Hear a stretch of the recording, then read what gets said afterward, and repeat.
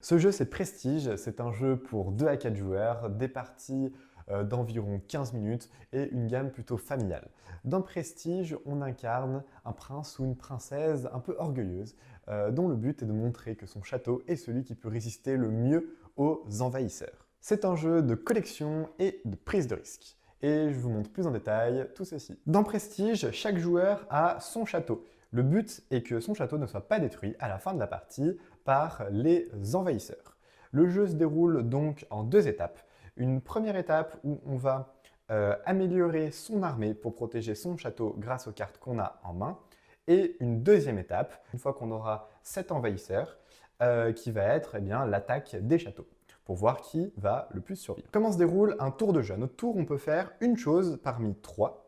La première possibilité est tout simplement de piocher une carte.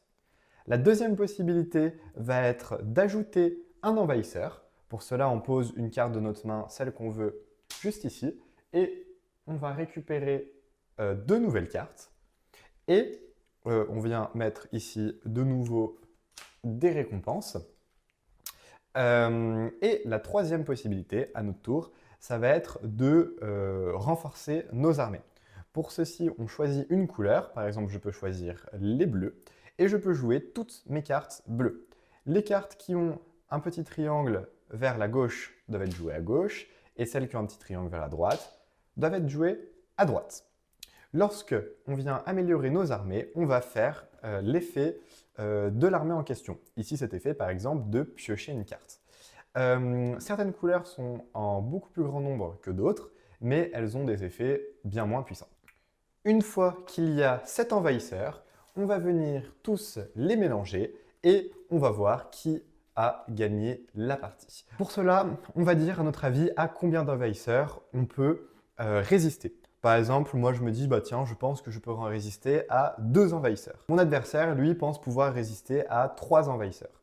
On va donc retourner les envahisseurs un par un et détruire nos armées. Ici, celui-ci détruit 2 armées du côté gauche. Donc 2 armées ici sont détruites, ici 2 armées sont détruites.